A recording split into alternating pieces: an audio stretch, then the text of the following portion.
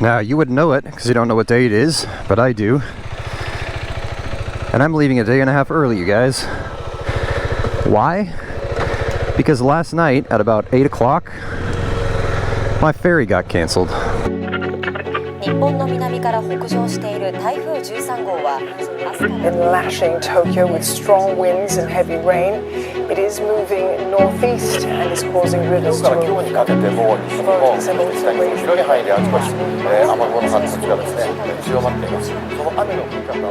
So the ferry got canceled because of Typhoon 13, which just made landfall and is bearing northward towards my location, and will continue up towards the northern tip of Japan.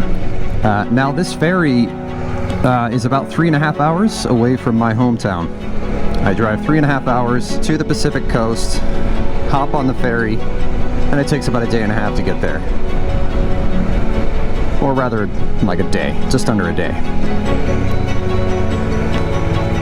That ferry got canceled. So, what does that mean? Well, I was talking with my wife last night over dinner as I got that email, and I had to bite the hard bullet, and that is this. Yeah, 17 hours of driving added to my trip. Well, I mean, if you take out the 3 hours, I would have to have, I would have originally driven then, probably closer to 12 hours of driving. But still, I have to drive all the way to the northern tip of the mainland, and I take a little 2-hour ferry up to Hakodate. So I will not be going into Tomakomai. I'll actually be heading into Hakodate. Now, as Japa always says, when shit happens, good. Or, as my wife said, I could just suck it up. That's why I married her. With the typhoon trailing behind me, I made haste heading north as fast as my 390 could carry me. As I drove along the east coast into Fukushima Prefecture, an unusual sight greeted me on the highway: Geiger counters. This immediately triggered a reminder of my long-held desire to visit the 311 Memorial, a solemn tribute to those who perished in the Great East Japan earthquake and ensuing tsunami in 2011. That said, much to my chagrin and probably your entertainment, this little detour took a wholly unexpected turn. In other words, my adventure truly began right here. So let's provide some context to address any concerns you might have about my venturing into an area with regular Geiger counters along the highway. First, it's essential to note that the measurements here are in microsieverts, not millisieverts, which is the standard unit for significant radiation levels. So at 0.3 microsieverts per hour, the exposure level is both safe and exceptionally low. To put this in perspective, during a typical long-haul flight, you're exposed to radiation levels around 100 times higher per hour. To further illustrate, consider a routine chest x-ray where you receive up to 15,000 microsieverts, 15 millisieverts, in a matter of seconds. This contrast emphasizes that the radiation levels I'll encounter on my journey are well within the safe limits and not a cause for alarm. It also means you're welcome to venture here yourself and contribute to the local economy here, which, as you will find out, could use a lot of support. As I got closer to the memorial, I couldn't help but notice an increase in signage and roadblocks, mentioning something about a pass. While I briefly considered turning back, the sight of civilian cars confidently marching forward convinced me to continue on. Unfortunately, my gamble flopped.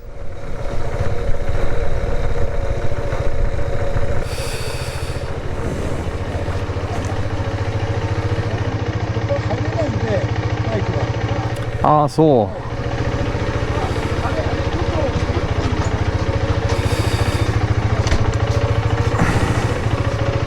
At this point, the guard directed me to turn my bike around, going against traffic, and park it off to the side so they could further assess the situation. I was then instructed to bring my bike back to the gate and wait there. Hi. Yeah. And this is where the real fun started. これは何のためですか？ここはね、一応許可証がないと入れないんです。あ帰還困難区域なんです。帰還困難区域ね。そうすると車に乗った人だけ、しかも許可証がある人だけ、ここに入れるんですよ。今何を確認してるんですか？U ターンする場合にここ車両を止めて、安全に U ターンするんで、その連絡を取っています。Alright, let's pause here for a second. Don't get me wrong. I can appreciate the precision and exactness of a rule-based culture like Japan's.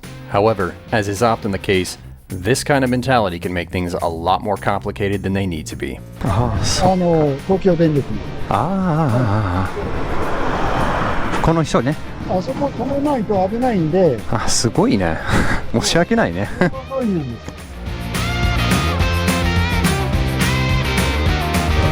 So it looks like they have to actually stop traffic for me for some dumb reason for me to take a U-turn, even though I just went directly against traffic like 2 minutes ago. So they called the cops and now they gotta turn me around. こんにちは。いいっすか？はい。こんにちは。今日は何しに来たの？その記念館行きたかったんですけど、で Google マップでここに来てくださいって言って。観光で来たの？そう、はい。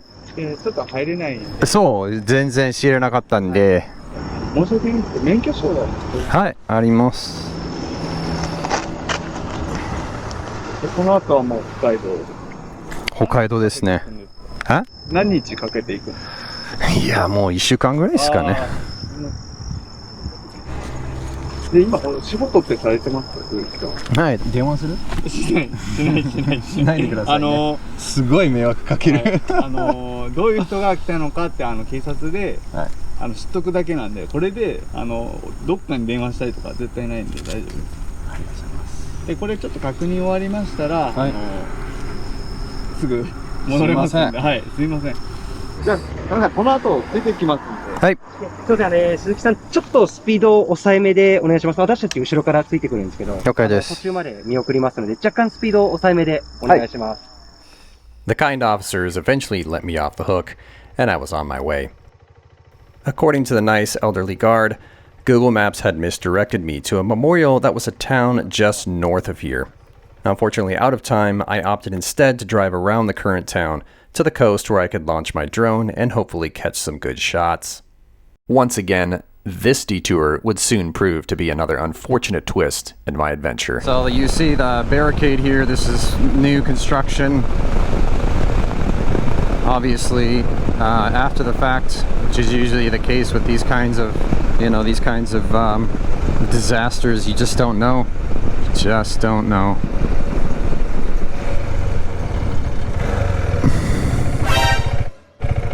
Given my training in a previous life, I was certain that all the officers on duty in the area were alerted to my presence.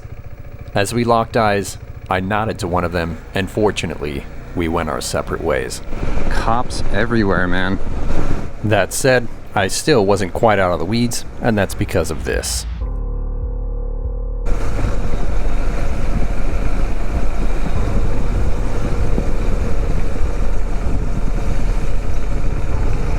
Wow. I'll bet this building was certainly involved in that damage.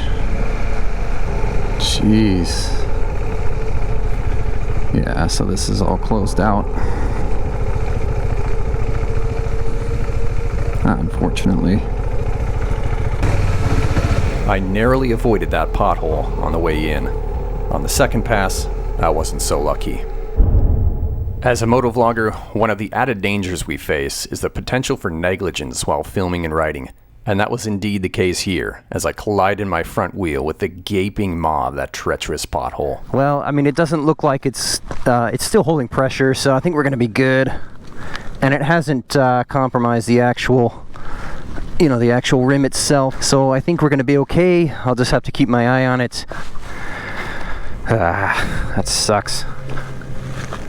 Looks like I'm okay on this side. Yeah.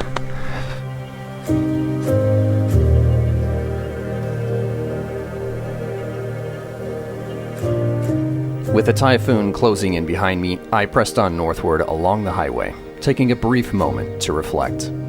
Well, it's unfortunate I wasn't able to get to that memorial. That was kind of a off-the-whim thing. You know, as soon as I saw those radiation meters, I just was like, oh man, you know what, I got about an hour to spare.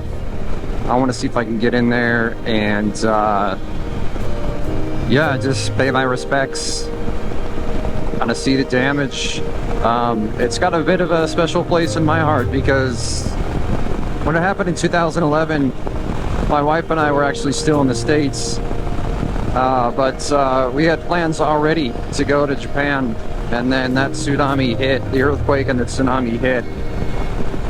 And as soon as we arrived in Japan, it was I mean, the area we moved to was well away from the Fukushima reactor, way down south, closer to Tokyo actually, but the earthquake was so strong that even the people in that city were shell-shocked. I mean, everywhere you walked around, people were just unbelievably shell-shocked from that. You could just see it in their eyes, and you know, after earthquakes you get a lot of tremors, and that was certainly the case with this earthquake. And when we arrived in August, very shortly after, a few months after, even a few months after, still there were massive aftershocks. Like on the Richter scale, we're talking 5, 6, you know, really strong ones. And every time they hit, they just, you know, they really just shell-shocked a lot of the people that went through that. I can't even imagine those who were at ground zero. Unbelievable. Just unbelievable. I gotta tell you though, this place is a beautiful area. It's absolutely beautiful. The mountains. A lot of people have moved out of this area due to the radiation, even though, you know, as you could tell, it's not very high. At least right now it's not very high. But, you know, I don't blame these people for leaving. I mean, just the, you know, the trauma from that crazy experience, I'm sure, probably would have driven anyone away. But a lot of people have stuck around, and a lot of people have actually moved back in here. And a lot of people have actually moved here from outside in order to help support the economy. You know, obviously people changing jobs too as well. But just beautiful scenery. This place, the rolling hills, just the these foothills in the background, it reminds me a lot of Colorado, Boulder, when I lived in Boulder. Just really beautiful scenery. Terrible tragedy here, but it's over. And it's obvious, you know, through the video footage you guys have seen that, you know, this place is rebuilding. They're putting things back together, so it's really good to see that. Humans are incredibly resilient, I gotta tell you.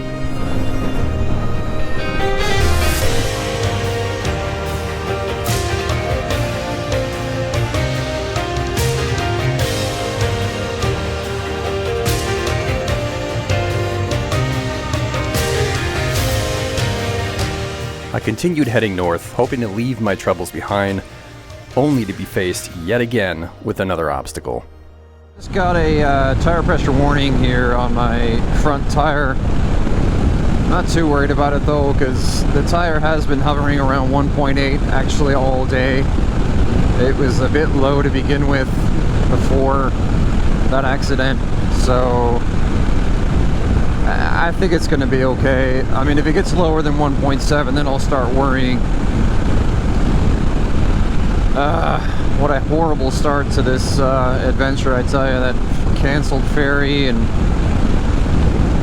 then this tire. That tire was my fault, though, entirely. As the sun disappeared behind the mountains, you guessed it, more trouble. Alright, so I'm low on fuel. I did not think... I literally just filled up. That's crazy. I got 20 kilometers left here. I gotta make it. I've got to make it. So I was actually gonna pick up a 1 liter tank, extra fuel tank, and it was on its way from Amazon. Unfortunately, I had to leave today. It was going to show up tomorrow, right before I left. Yeah, so I wasn't able to get that.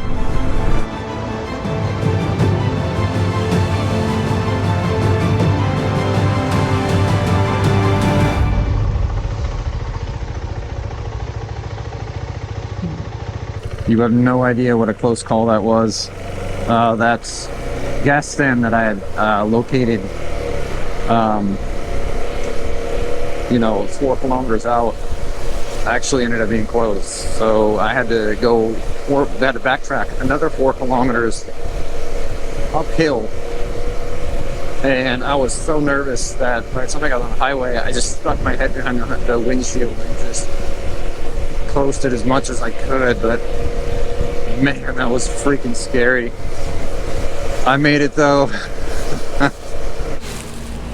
All right, we're here. Time to check in. Look at that, 601 kilometers.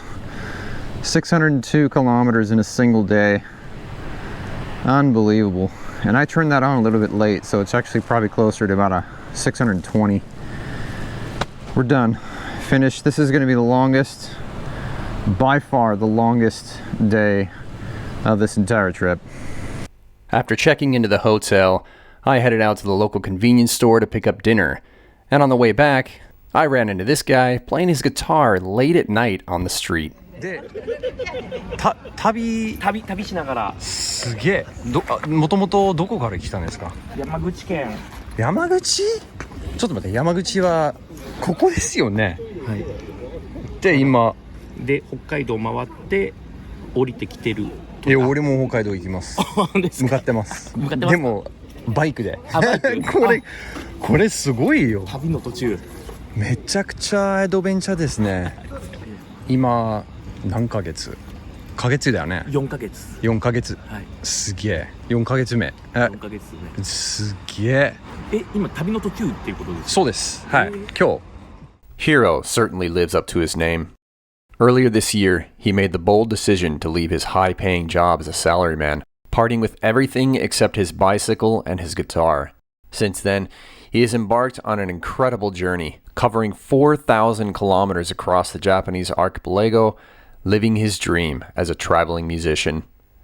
As our conversation drew to a close, he took a seat and played a song that resonates deeply with all of us lone adventurers on our unique paths. Desperado, why don't you come to your senses? Come down from your fences. Open a gate, it may be raining, but there's a rainbow above you. You better let somebody love you. You better let somebody love you before it's too late.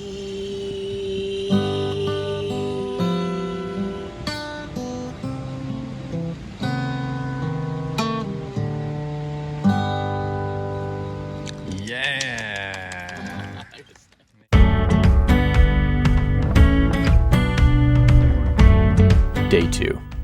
My original plan was to depart at around 6 p.m. after work today and catch the ferry down south. Sadly, my cancelled ferry changed all that. Despite that setback, I found myself ahead of schedule due to my demanding pace. So seizing the opportunity, I made a pit stop in a small city just north of Sendai. There I had my wheel inspected and finished up some leftover work. Gonna pop into this shop here and see if they can help me with some service. Red Baron is famous for selling used bikes, but they also have a service center. So I'm just gonna pop in there and see if they can help me out. Just have a look, you know, I mean, at the very least.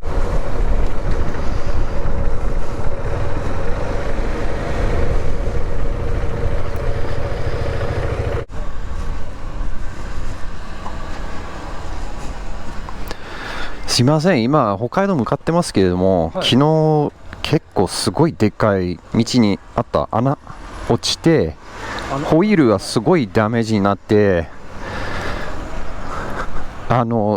見てもらいたいんですけど、急に申し訳ないんですけど、これですね。石ですか？いや、穴に落ちた。そう、本当に心配で、なんか運転するときにあんまり感じしないけど、でもちょっと不安な感じだね、やっぱり。バイクを落として少し回したら、やっぱりちょっとだけあるので。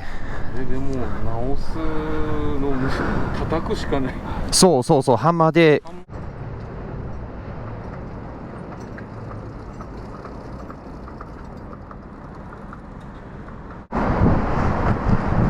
大丈夫そうですか？とりあえず空気は抜けないと思うんで、はい、もうほんとちょっとだけしか戻せなかった。あんまり無理して叩くと割れちゃったりすると、ね、はい、もう走れなくなっちゃうんで、まあ大丈夫ね。大丈夫かな。あんまりスピード出さないで走った方がいいと思うんですけどね。了解。まあ札幌 KTM まで行けば新しいホイール買っちゃうかもしれないので。わかりました。ありがとうございます。じゃあどうぞ。はい。ありがとうございます。いや、もう本当に助かりました。Well, I gotta tell you, super thankful for that guy. He really didn't have to do that. It's really hard to get people to do stuff like that, last minute. If you don't have an appointment, it just throws their schedule off. And so for him to be able to just take about an hour, 45 minutes out of his day to do that, just really, really appreciate it.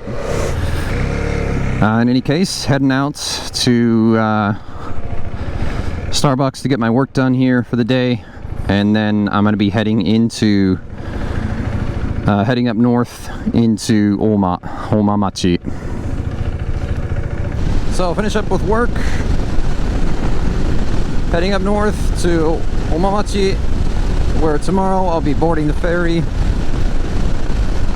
Should be pretty exciting to get to Hokkaido. Work is done for the whole week. Such a beautiful area. Looks like we got some rain on the horizon. Hopefully I can get into the hotel before this hits. Almost there. Just regretting not being able to see the ocean. Well, we will tomorrow morning, that's for sure. I cannot wait to get rid of this night driving. Not fun. Alright, we are finally here.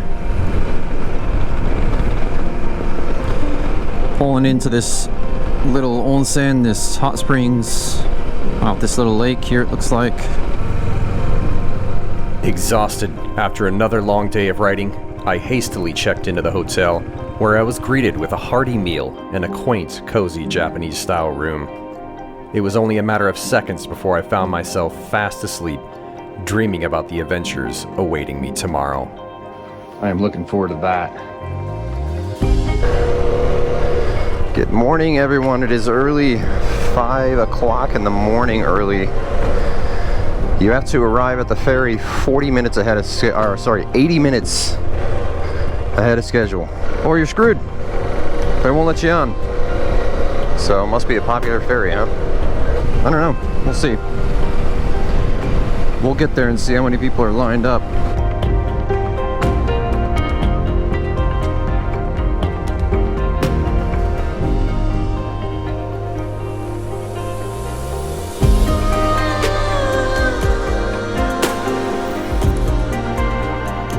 And there she is.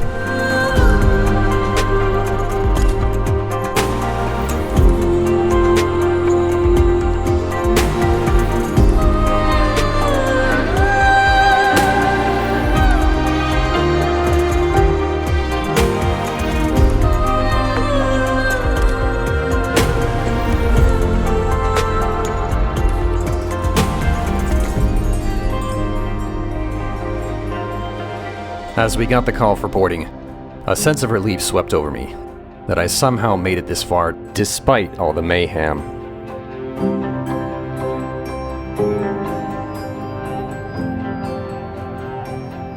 Challenges that often cast doubts and occasionally push me to my limits.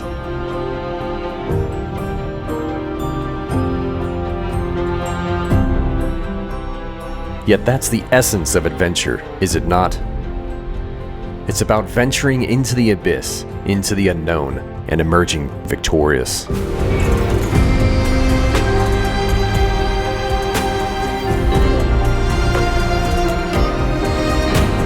And while this is still just the beginning of my adventure, I can honestly say that without these challenges, I would not have been nearly as confident going into Hokkaido. So in the face of all that adversity, I return to Jocko and say, good. Head to Hokkaido, bring it on.